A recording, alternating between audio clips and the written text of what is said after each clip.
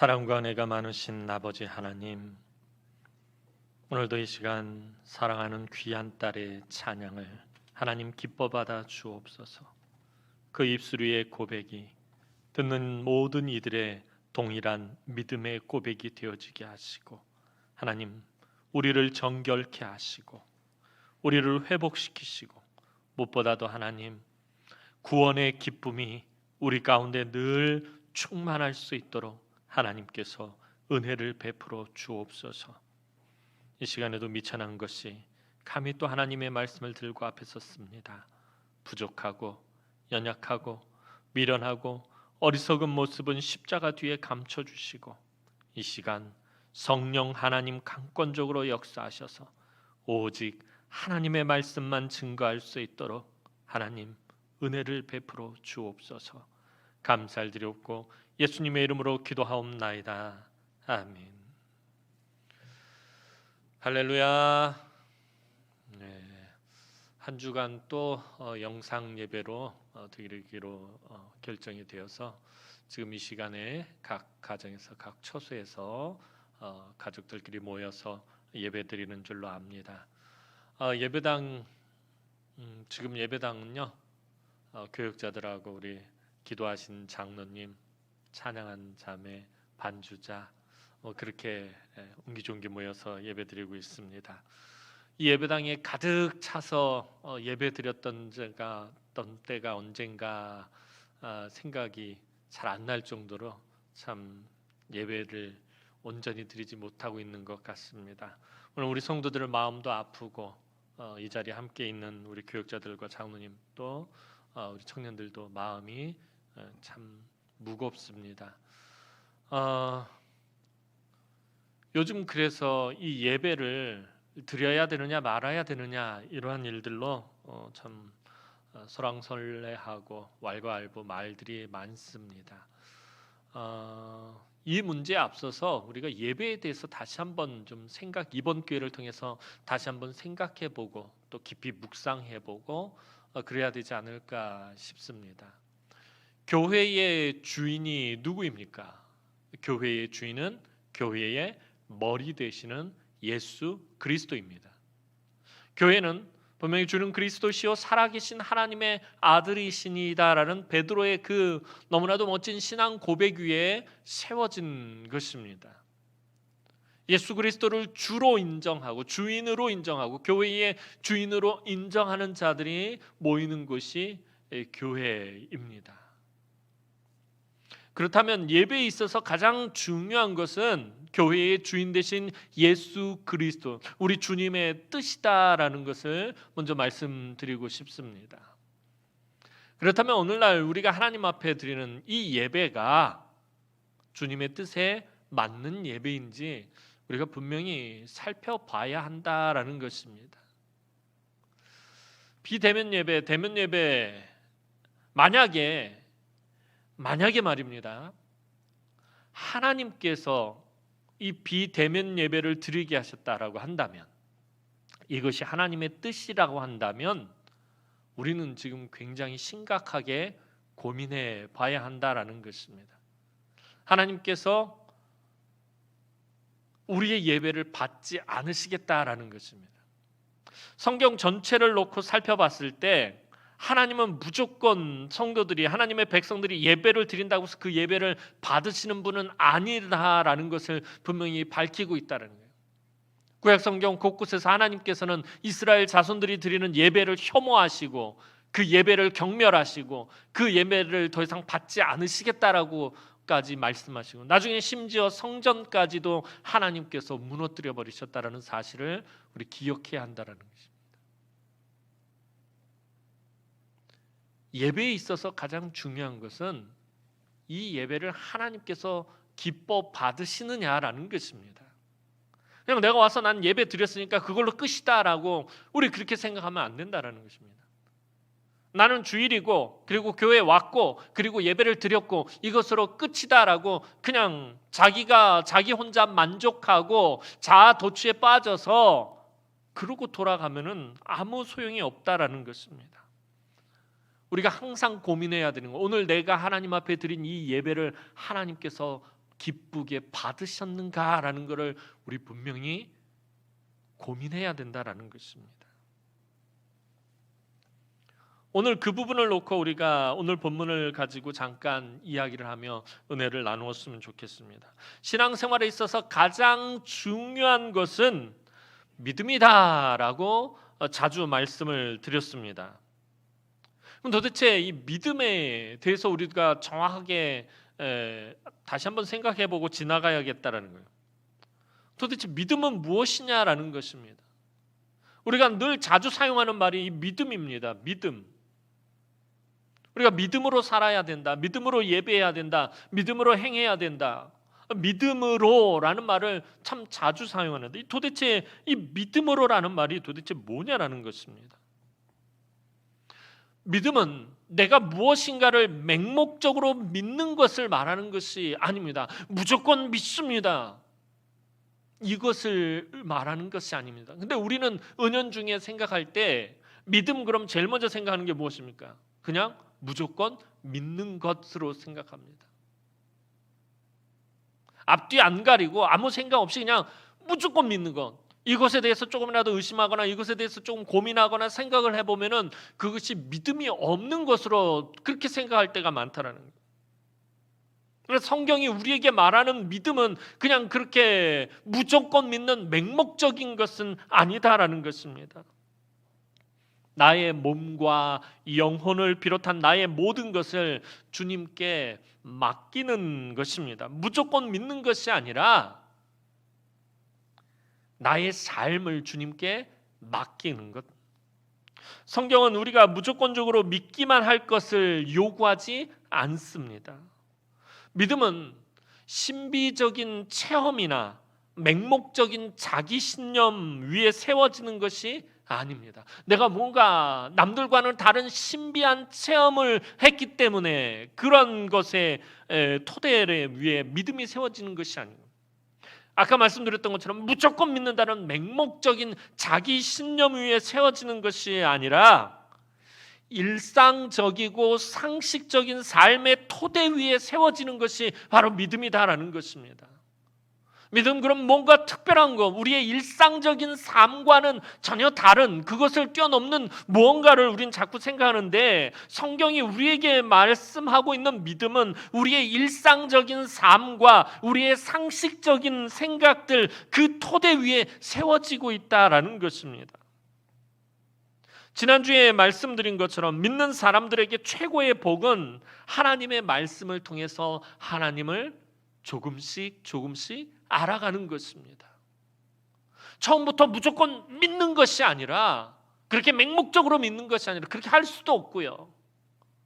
우리가 신앙생활을 시작하면서 말씀을 묵상하고 예배하고 또 그 말씀을 우리의 삶 가운데서 지키며 살아가려고 하는 그 과정 속에서 하나님을 만나고 하나님을 인격적으로 만나고 그 하나님을 조금씩 알아가는 것 바로 그것이 믿음인 것입니다.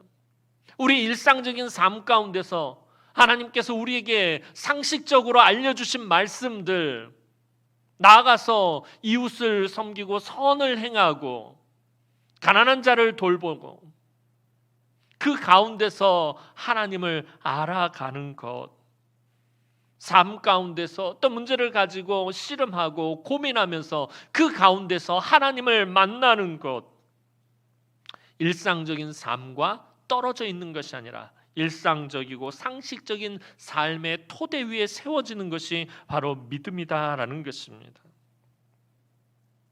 하나님께서 우리에게 주신 말씀대로 살려고 애쓰고 수고하는 가운데 그 삶 속에서 나의 일상적인 삶 속에서 만나게 되는 하나님 또 깨닫고 알아가는 그 하나님을 내가 믿는 것이 믿음입니다. 그래서 믿음과 삶을 절대로 분리할 수 없습니다. 믿음은 삶의 토대 위에 세워지는 것입니다. 하나님은 우리에게 맹목적인 믿음을 요구하지 않으십니다. 무조건 믿어라, 무조건 행하라, 무조건을 요구하지 않으십니다. 물론 때때로 어떤 특별한 목적을 가지고 우리에게 그것을 요구하실 때가 있기는 합니다. 하지만 그것을 일반화시키지는 않으신다라는 것입니다. 우리에게 때때로 맹목적인 믿음을 무조건적인 믿음을 요구하실 때가 있는데 그것을 우리의 삶 가운데 일반화시키시지는 않는다라는 거예요. 어떤 특별한 목적을 가지셨을 때만 우리에게 그것을 요구하신다는 거예요. 예를 들면 아브라함에게 이삭을 번제로 바칠 것을 요구하신 것. 이거는 사실 상식적이지 않은 것입니다. 왜냐하면 하나님께서는 사람을 제물로 드리는 것을 기뻐하지 않으시는데 이때는 아브라함에게 이삭을 번제로 바칠 것을 요구하셨다는 거예요. 그렇다면 그것은 특별한 목적을 가지고 하신 말씀입니다. 그 사건을 일반화해서 우리에게 요구하시지는 않는다는 거예요. 아브라함이 이삭을 번제로 바치려고 했던 이 믿음처럼 너희도 너희 삶 가운데서 너희 자녀를 번제로 바치는 이런 믿음으로는 이렇게 일반화시키시지 않으신다라는 것입니다. 하나님이 우리에게 원하시는 믿음은 우리가 하나님의 말씀에 순종하여 하나님의 상식적인 말씀, 아까 말씀드린 것처럼 하나님께서 주님이 우리에게 주신 가장 대표적인 말씀, 너희의 착한 행실을 통하여 하늘에 계신 너희 아버지께 영광을 돌리게 하라. 우리가 세상에 나가서 선을 행하는 것들, 구약 성경에서 가장 많이 하나님 언급하신 거 뭐예요? 고아와 과부와 나그네를 대접하라는 거예요. 너희 공동체 안에서 약자들, 공동체 안에서 불쌍한 사람들, 긍휼히 여겨야 될 사람들을 돌보라는 것, 하나님께서 우리에게 요구하시는 가장 상식적인 말씀들입니다. 악하고 더럽고 음란한 문화들을 멀리하라라는 것, 하나님 우리에게 요구하시는 가장 상식적인 말씀들입니다. 이 말씀에 순종하여 이 세상에서 약한 사람을 돕고 불쌍한 사람들을 구제하고 자기를 희생하여 하나님이 기뻐하시는 일을 행하는 가운데 깊이 묵상하고 고민하며 만나게 되는 하나님, 알게 되는 그 하나님과 인격적인 교제를 하는 것, 이것이 바로 하나님이 우리에게 원하시는 믿음이다라는 것입니다. 우리가 어떤 문제로 인해서 고민하고 괴로워할 때 하나님은 우리에게 믿음 없음을 야단치시지 않는, 넌 왜 믿음이 없이 그것 믿지 못하고 왜 네가 불안해하고 왜 네가 걱정하고 왜 네가 염려하느냐, 야단치시지 않는다는, 우리 일상적인 삶 가운데 하나님 들어오셔서 그 문제를 놓고 하나님과 같이 고민하시고 같이 그 문제를 해결해 나가신다는 것입니다. 하나님 우리에게 무조건 믿어라, 무조건 행하라 그렇게 말씀하지 않는다는 거예요. 네가 두려워하고 있구나, 네가 걱정하고 있구나, 네가 염려하고 있구나, 네가 지금 가지고 있는 문제는 무엇이니? 하나님은 그 문제를 놓고 나와 계속해서 대화하고 교제하고 그것을 나누기를 원하신다라는 것입니다. 하나님 우리에게 원하시는 믿음은 그런 것입니다.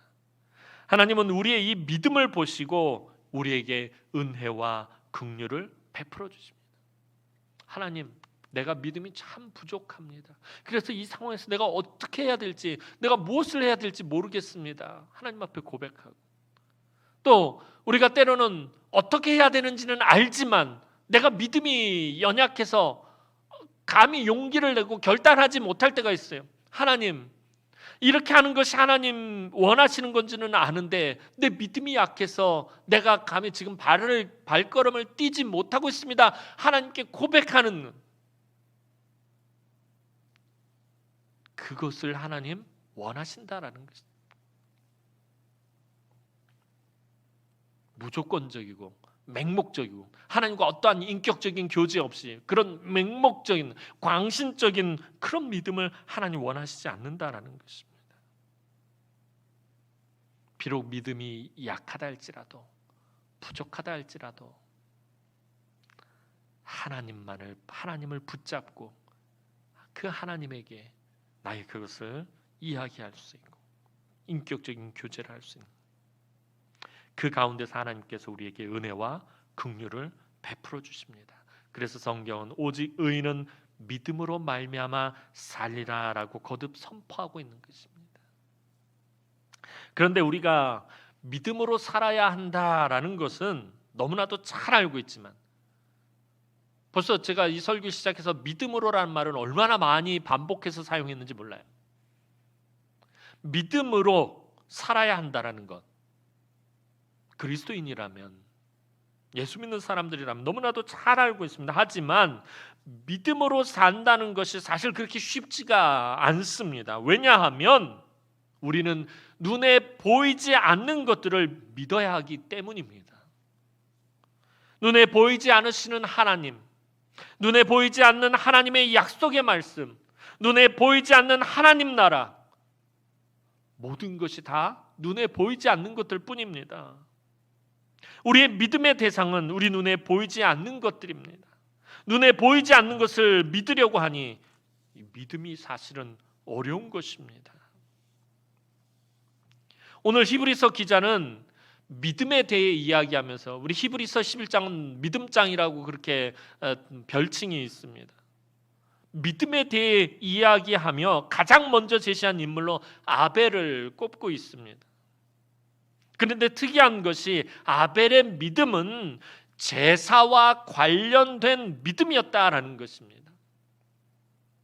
아벨은 눈에 보이지 않는 하나님과 하나님의 말씀을 믿음으로 온전한 제사를 드리고 그 믿음을 인정받은 사람이었습니다.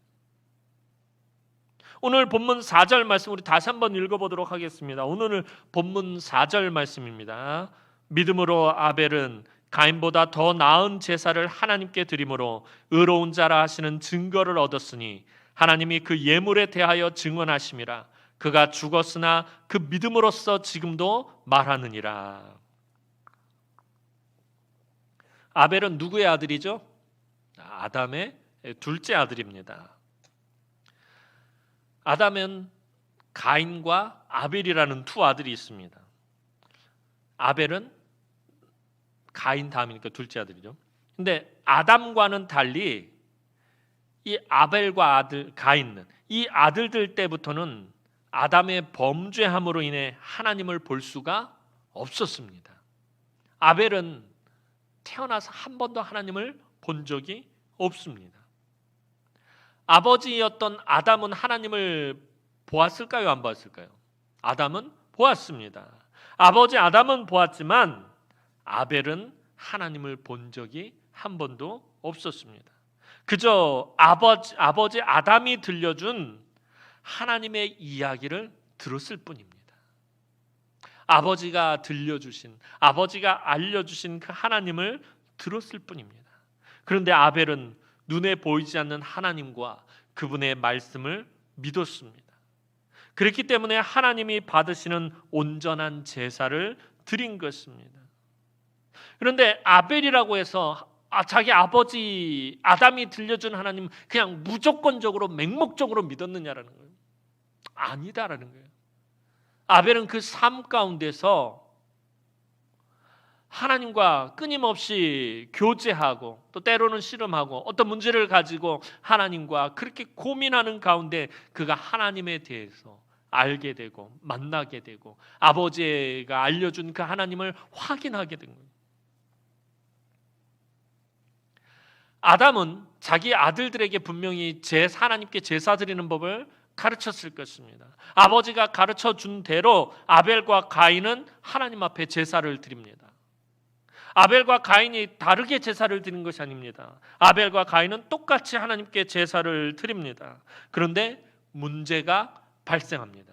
아버지에게 배운 그대로 하나님께 예배를 드렸는데, 제사를 드렸는데 문제가 발생합니다. 하나님은 가인의 제사는 받지 않으시고 아벨의 제사만 받으셨다라는 것이죠.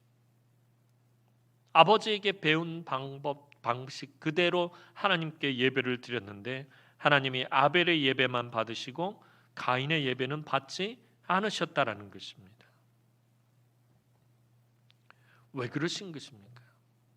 먼저 가인과 아벨에 대한 정보를, 성경이 알려주는 정보를 살펴봐야 합니다. 아벨과 가인의 스토리가 기록되어 있는 창세기 4장을 한번 살펴보겠습니다. 창세기 4장 2절 말씀 한번 보겠습니다. 창세기 4장 2절 말씀입니다. 그가 또 가인의 아우 아벨을 낳았는데 아벨은 양치는 자였고 가인은 농사하는 자였더라. 아담이 가인을 낳고 또 아벨을 낳았는데 이 가인과 아벨이 직업이 달랐습니다. 가인은 농사하는 자였고 아벨은 양치는 자였습니다. 어느 날 가인과 아벨이 하나님께 제사를 드리게 되었습니다. 물론 가인은 자신이 농사지은 땅의 소산물인 곡식으로 제사를 드렸고 아벨은 자기가 들판에서 치던 그 양으로 하나님께 제사를 드렸습니다. 이 본문으로 전에 설교할 때 말씀드린 것처럼 이 본문에서는 희생의 제사냐 아니냐의 문제로 접근하는 것은 적절하지 못한 해석입니다. 아벨은 희생의 제물로 드렸고 가인은 희생의 제물이 아닌 것을 드렸기 때문에 하나님께서 이 가인의 제사를 받지 않으셨다라고 하면은 되게 편협한 해석이 되어버립니다. 이때는 제사 제도를 확립한 모세가 태어나기 한참 오래전입니다. 게다가 이들이 드린 제사는 들판에서 양을 치는 일을 끝내고 또 땅에서 수확을 끝내고 드린 감사의 제사였다는 거예요. 희생의 제사가 아니라 감사의 제사였습니다. 그렇다면 하나님께서 가인의 제사를 거절하시고 아벨의 제사를 기쁘게 받아주신 것은 제물보다는 제물을 드리는 자에게 문제가 있다라는 것을 말해주고 있는 것입니다. 제사 혹은 제물에 문제가 있는 것이 아니라 제물을 드리고 제사를 드리는 자에게 문제가 있다라는 것입니다. 물론 아벨과 가인이 드린 제물은 완전히 다릅니다. 어린 양과 땅의 소산물로 드렸습니다. 그런데 성경은 그 제물의 차이가 아닌 드린 자의 차이점을 말하고 있다라는 것입니다. 아벨과 가인의 스토리가 있는 창세기 4장 4절 말씀 한번 보도록 하겠습니다. 창세기 4장 4절 말씀입니다. 아벨은 자기도 양의 첫 새끼와 그 기름으로 드렸더니 여호와께서 아벨과 그의 제물은 받으셨으나. 아벨의 제사에서 정말 중요한 단어가 있습니다. 창세기 4장 4절에서 정말 중요한 단어가 있습니다. 그것은 바로 첫이란 말이에요. 첫 새끼입니다.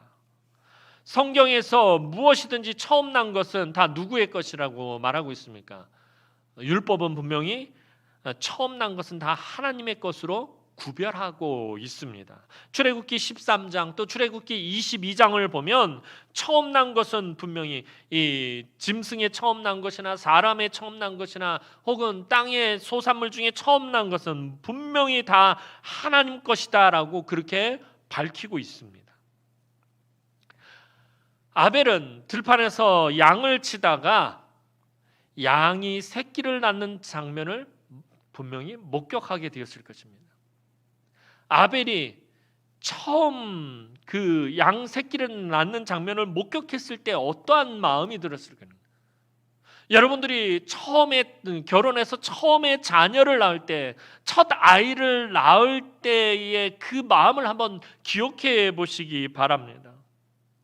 아벨이 양을 치다가 이제 그 양 중에서 하나가 새끼를 낳게 됐어요. 그래서 그 새끼를 낳을 때 그 장면을 목격할 때 아마 아벨은 이 생명의 탄생의 신비와 생명이 하나님의 것이라는 사실을 깨닫게 되었을 것입니다.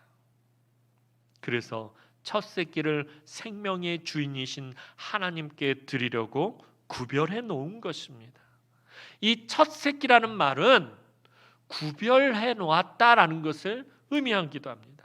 그리고 이 첫 새끼는 하나님을 경외하는 아벨의 삶을 보여주는 것. 아벨이 어떤 삶을 살고 있는지, 즉 아벨이 하나님을 경외하는 삶을 살고 있었다라는 것을 증거해 주는 제물이기도 한 것입니다. 그리고 첫 번째 것은 가장 좋은 것을 의미합니다. 아벨은 자신이 가진 것 중에서 가장 좋은 것을 하나님께 드린 것입니다. 자신이 가진 가장 좋은 것은 가장 가치가 있는 것. 여러분들이 뭔가를 가지고 있는 것 중에 가장 좋은 것 한번 생각해 보시기 바랍니다. 여러분이 가지고 있는 것 중에 가장 좋은 것은 여러분에게 가장 가치가 있는 것입니다. 아벨은 그것을 내놓았다라는 것입니다. 다르게 말하면 자기가 자기에게 있어서 가장 좋은 것, 자기에게 있어서 가장 가치가 있는 것을 내놓았다라는 말은 자기가 손해를 보고 자기가 희생하는 것을 의미하는 것입니다. 즉 아벨의 제사는 자기를 희생하는 제사였다. 감사 제사였음에도 불구하고 자기를 희생하는 제사를 하나님 앞에 드리고 있었다라는 것입니다. 하나님께 제사하기 위해, 하나님께 예배하기 위해 손해 보는 것을 아까워하지 않았고 희생하는 것을 두려워하지 않았다라는 것입니다.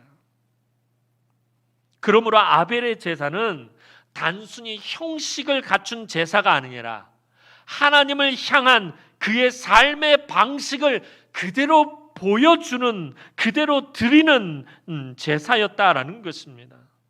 그가 하나님을 경외하는 어떤 삶을 살았는지 그 제사가, 그 제물이 보여주고 있는 것입니다. 하나님은 아벨의 제물 이전에 아벨의 삶을 받으신 것입니다. 그래서 아벨과 그의 제물을 받으셨다라고 말하고 있는 것입니다. 제물을 받으시기 전에 그 제물 앞에 아벨을 먼저 넣고 배치를 그렇게 하고 있어요. 아벨과 그의 제물을 받으셨다라고 말씀하고 있다는 거예요. 아벨이라는 그 존재 자체, 아벨이라는 하나님을 경외하는 그 아벨의 삶을 하나님 받으셨다라는 것입니다. 아벨은 그가 드린 첫 새끼 하나만 봐도 그의 삶 전체가 보인다라는 것입니다. 우리가 흔히 쓰는 말 중에 안 봐도 비디오라는 말이 있어요. 그죠? 어떤 사람 한 모습만 딱 봐도 누구 이름만 딱 걔는 안 봐도 비디오야라는 거예요. 이 첫 새끼라는 그 단어 하나만 봐도 이 아벨의 삶은 안 봐도 비디오라는 것입니다. 하나님 앞에서 아벨이 온전한 삶을 살았음을 하나님이 인정해 주시는 것입니다. 옛 어른들 말씀에 또 이런 말이 있습니다. 하나를 보면 열을 안다라는 말이 있어요. 어떤 아이가 참 인사를, 우리도 교회 안에서 보면 그러잖아요. 참 이쁨 받는 아이가 보면은 예뻐서 이쁨을 받는 게 아니라 인사 잘하는 아이들이 어른들한테 이쁨을 받아요. 교회 오자마자 어른들 보면 안녕하세요, 안녕하세요, 안녕하세요 장로님, 안녕하세요 집사님, 안녕하세요 권사님, 인사 잘하는 아이가 이쁨을 받아요. 근데 그때 어른들 뭐라 그래요? 인사 잘하는 거 저 하나만 봐도 제 나머지를 안다라고 말해요. 하나를 보면 열을 안다라는 말씀이 있습니다. 아벨은 그가 드린 첫 새끼 하나만 봐도 그의 삶 전체가 다 보인다라는 것입니다. 아벨의 제사는 모든 것의 주인 되시는 하나님에게 자기의 것을 희생하여 드리는 믿음의 고백이었던 것입니다. 이것을 오늘 본문에서 히브리서 기자는 더 나은 제사다라고 그렇게 말하고 있는 것입니다. 아벨은 믿음으로 가인보다 더 나은 제사를 드렸다라고 말하고 있습니다. 이제 가인을 살펴보겠습니다. 창세기 4장 3절 말씀 한번 보도록 하겠습니다. 창세기 4장 3절 말씀입니다. 세월이 지난 후에 가인은 땅의 소산으로 제물을 삼아 여호와께 드렸고. 제물에 문제가 있었던 것은 아니에요. 하나님이 양만 받으시겠다고 그런 건 아니니까. 양으로 드리는 제사도 받으시고 땅의 소산물로 드리는 제사도 받으십니다. 그런데 가인의 제물에는 아벨의 제물과는 달리 땅의 첫 소산물이라고 표현되어 있지 않다라는 것입니다. 가인도 땅의 소산물을 거두기 위해서 1년 동안 농사를 지으면서 땀 흘리며 분명히 수고하고 애썼을 것입니다. 하지만 그의 삶에는 하나님과의 교제가 없었습니다. 아벨이 양을 치며 하나님을 만나고 알아가는 동안에 가인은 땅에 소산물을 주시는 하나님을 전혀 몰랐다라는 것입니다. 하나님은 가인의 제물만 받지 않으신 것이 아니라 가인의 존재 자체를 그의 제물과 함께 거절하셨다는 거예요. 가인의 삶을 거절하셨다는 거예요. 가인의 삶의 방식을 하나님 받지 않으셨다라는 것입니다. 창세기 4장 4절 하반절과 5절 상반절 말씀 우리 다 함께 한번 보도록 하겠습니다. 시작. 여호와께서 아벨과 그의 제물은 받으셨으나 가인과 그의 제물은 받지 아니하신지라. 이 말씀 중요한 말씀입니다. 아벨과 그의 제물, 아까 말씀드렸죠. 이 배치가 되게 중요해요. 가인과 그의 재물. 재물은 지금 아벨과 가인을 앞에 두고 있다라는 거예요. 아벨을 받으시고 가인은 받지 않으셨다라는 거예요. 아벨의 삶은 받으시고 가인의 삶은 받지 않으셨다는 거예요. 아벨의 삶의 방식은 인정하셨고 가인의 삶의 방식은 인정하지 않으셨다라는 거예요. 재물보다 재물 드리는 자를 먼저 언급하신 것은 하나님은 재물을 드리는 자의 인격과 그 삶 전체를 모두 총괄해서 보신다라는 의미입니다. 무슨 말이냐 하면 가인의 삶이 제사를 드리기에 합당한 삶을 산 것이 아니었다. 가인의 이 삶이 하나님께 예배드리기에 합당한 삶이 아니었다라는 것을 말해주고 있는 것입니다. 가인이나 아벨이나 똑같이 아담에게서 하나님에 대한 말씀을 들었을 것이고 제사에 대해서 배웠을 것입니다. 그런데 가인은 자기 마음대로, 자기 편한 대로, 자기 생각대로, 자기 뜻대로, 자기 고집대로 제사를 드렸다라는 것입니다. 그리고 창세기 4장이 가인과 아벨 스토리 뒤에 가서 보면요, 하나님이 자기의 제사를 거절하신 것에 대해 이 가인의 반응을 보여주고 있어요. 하나님께서 가인과 가인의 제물을 받지 않으신 것에 대한 가인의 반응은 어떤 반응이었었죠? 매우 분노했다라는 거예요. 하나님이 말씀, 가인아, 네가 분하여 하면 어찌된 일이냐? 네가 왜 분을 내고 있느냐? 왜 분노하고 있느냐라고 말했어요. 그리고 가인은 그 분노를 아벨에게 쏟아붓는 것을 보게 됩니다. 하나님은 가인에게 분노함에 대해서, 또 선을 행하지 않음에 대해서, 죄를 다스리지 못함에 대해서 분명히 지적하셨어요. 왜 네가 선을 행치 않느냐라고 하나님 말씀하시고요, 그리고 죄를 다스리라라고 하나님 가인에게 말씀하셨어요. 이게 뭘 말하는 것입니까? 즉 이것이 가인의 평상시 삶이었다라는 것입니다. 분노하고 선을 행하지 않고 죄를 다스리지 못하는 것이, 이것이 가인의 일상의 삶이었다라는 것입니다.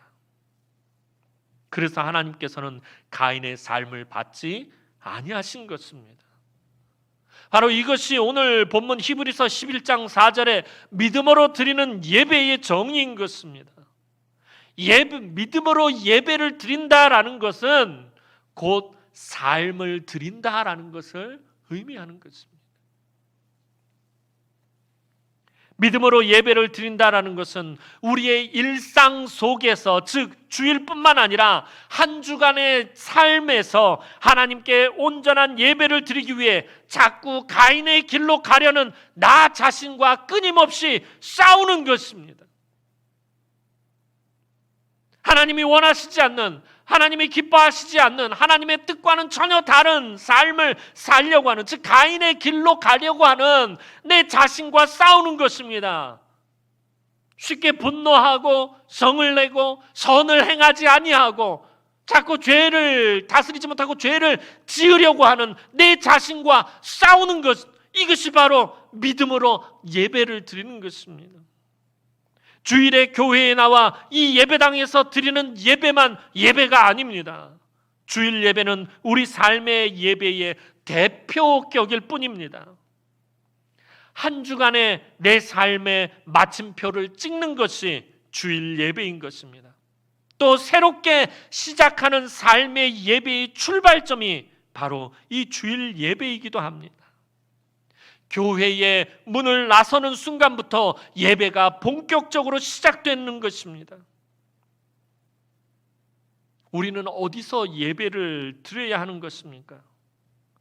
형식을 갖추고 모두 함께 모여 드리는 예배가 교회 안에서의 예배라면, 교회 문 밖에서 드리는 예배는 삶의 예배입니다. 그렇다면 아벨처럼 믿음으로 예배를 드리는 자의 자세는 이 두 예배를 소중히 드리는 것입니다. 주일에 교회에 모여서 교회 안에서 예배하는 것뿐만 아니라 교회 문을 열고 나가서 바깥에서 일주일의 삶의 그 예배도 소중하다라는 것입니다. 사랑하는 성도 여러분, 믿음을 이야기하면서 오늘 아벨의 믿음의 업적은 오고 오는 모든 세대의 믿음의 사람들에게 하나님께 드리는 예배와 그 예배를 드리는 사람의 마음과 삶에 대해서 말하고 있습니다. 우리가 드리는 예배와 또 헌금과 봉사가 우리의 사랑과 감사와 헌신의 진정한 표현인지, 또 우리가 진정으로 우리의 삶을 하나님께 맡기고 있는지 이 예배를 통해서 살펴봐야 합니다. 하나님은 제사를 드리는 제사 자체만 보시는 것이 아니라 제사 드리는 자의 마음과 그 삶을 보신다라는 것입니다. 오늘 코로나19로 인해서 우리가 예배를 잠시, 이 교회 안에서 드리는 예배를 잠시 중단하고 있습니다. 그런데 우리가 무조건 예배를 드려야 한다라고 그렇게 말씀하시는 분도 있을 것입니다. 예배는 분명히 생명과 같은 것입니다. 우리가 반드시 지켜야 할 것입니다. 그러나 그 예배를 드리기 전에 우리의 삶을 돌아봐야 한다는 거죠.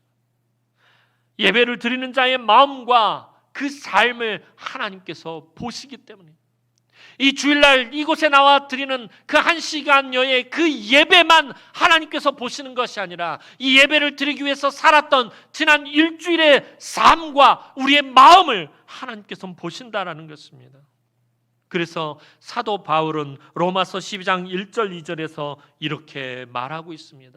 로마서 12장 1절에서 2절 말씀 우리 다 함께 한 목소리로 읽겠습니다. 그러므로 형제들아, 내가 하나님의 모든 자비하심으로 너희를 권하노니 너희 몸을 하나님이 기뻐하시는 거룩한 산 제물로 드리라. 이는 너희가 드릴 영적 예배니라.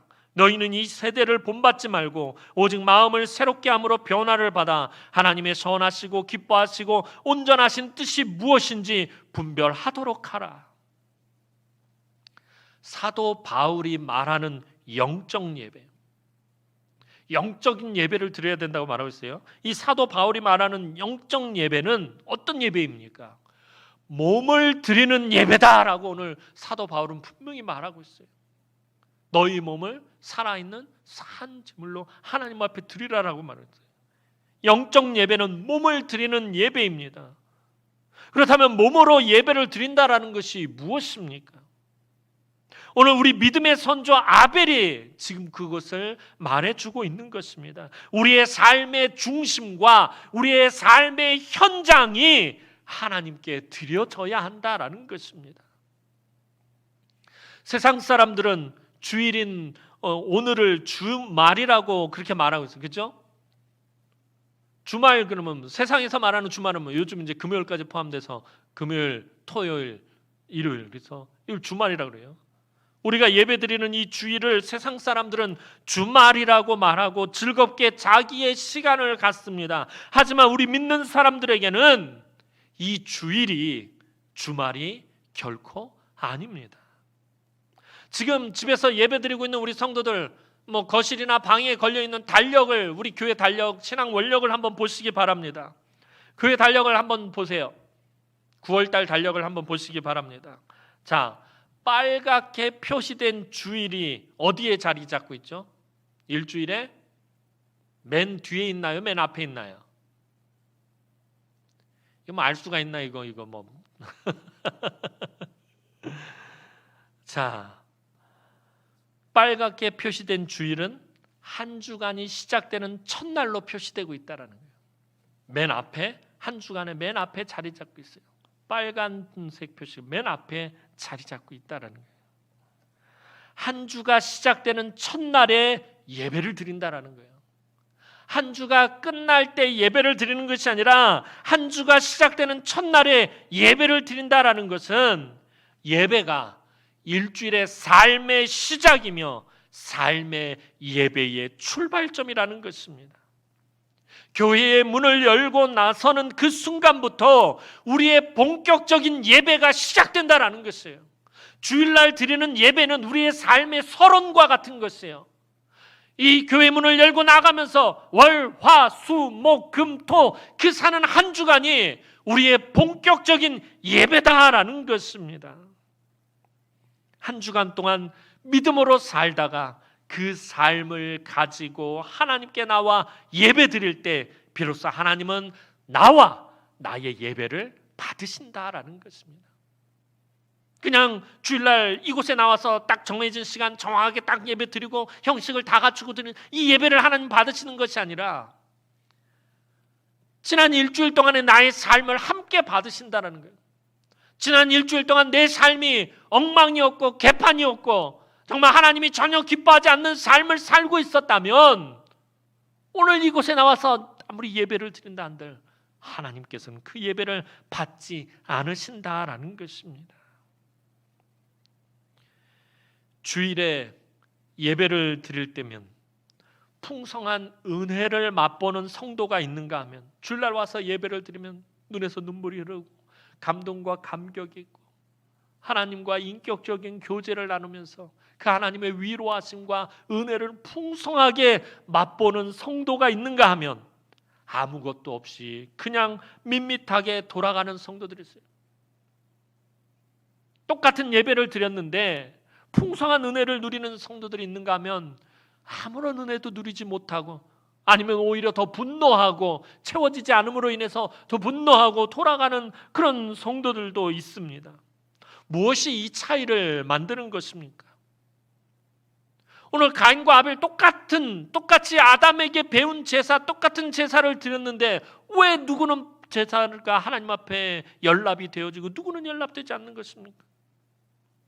왜 우리가 주일날 똑같은 시간에 똑같은 장소에 나와서 똑같이 예배를 드리는데 풍성한 은혜를 맛보는가 하면 그 은혜를 맛보지 못하고 돌아가는 것입니까?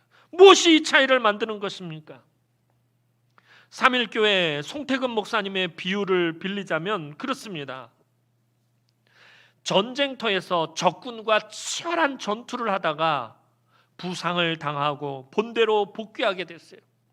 적과 치열하게 막 전투를 하고 막 정말 그 사지에서 간신히 살아남아서 본 부대로 복귀하게 되었습니다. 본대로 복귀해서 보니까 다른 곳에서 전투를 하다가 겨우 살아서 돌아온 전우를 만나게 되었어요.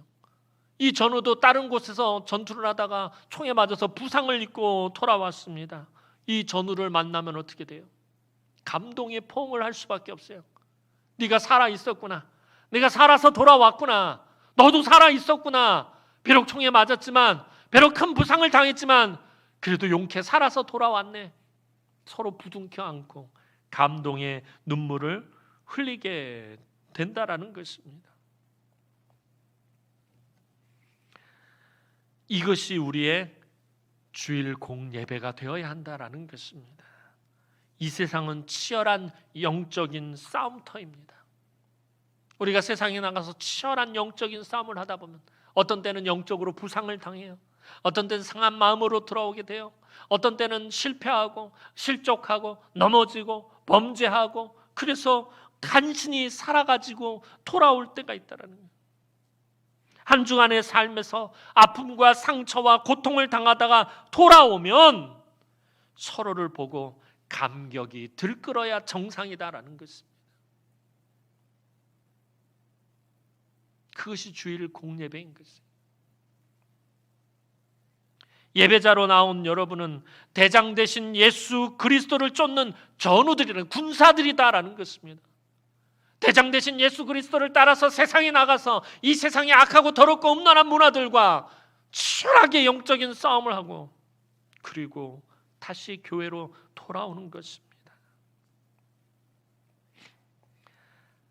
하지만 한 주간의 삶이 세속적이고 이기적이고 예수를 쫓지 않는 가인의 삶을 살았던 사람이 어떤 풍성한 은혜의 예배를 드릴 수 있겠습니까? 지난 일주일 동안의 삶이 엉망이었던 사람이 어떻게 주일날 교회에 와서 풍성한 은혜의 예배를 드릴 수 있겠느냐라는 것입니다. 어떤 영적인 치열한 싸움도 하지 않은 사람이 교회에 와서 치열한 영적인 싸움을 했던 전우들과 감격적인 상봉을 할 수 있겠느냐라는 것입니다.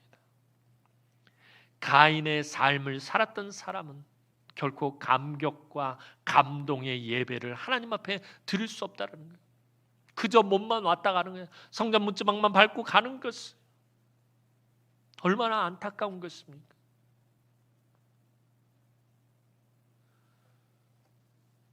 지난 시간 동안 수십 년 동안 한국 교회가 그런 예배를 하나님 앞에 드린 것이 아닌지 우리 반성해 봐야 된다는 거예요. 가인의 예배를 드려놓고서는 무조건 예배만 드리면 된다. 맹목적으로 예배만 드리면 된다. 그리스도인들은 주일날 반드시 예배를 드려야 하기 때문에 우리가 반드시 사수해야 하는 것이기 때문에 예배만 드리면 된다라고 그렇게 하고 우리가 그런 예배만 드리자는 거예요. 그 예배가 가인의 예배였던 아무 상관없이 그저 예배만 드리면 된다라고 우리 그렇게 생각하면서 예배 드려온 것. 우리 지난 한국교회가 그런 예배를 드려온 것이 아닌가 이 말씀을 준비하면서 반성하게 됐어요. 목사인 저부터도 앞에서 말씀을 전하는 저부터도 가인의 자세로 말씀을 전하진 않았는지, 그러니 하나님께서 이 한국교회 예배를 더 이상 받지 않으시겠다고 이 코로나19를 통해서 하나님 말씀하고 있는 것 아닙니까? 너희의 예배를 내가 혐오한다. 너희의 예배를 내가 거절한다. 너희의 예배를 더 이상 받지 않겠다. 하나님 오늘 우리에게 그렇게 말씀하시고 있는 건 아닌지 우리 철저하게 회개하고 반성해야 한다는 것입니다. 지난 일주일 동안의 삶을 세상 사람들과 똑같은 삶을 살다가 돌아와서 하나님 앞에서 드리는 그 예배, 지난 몇십 년간 우리는 아마 그런 예배를 드려왔는지도 모릅니다.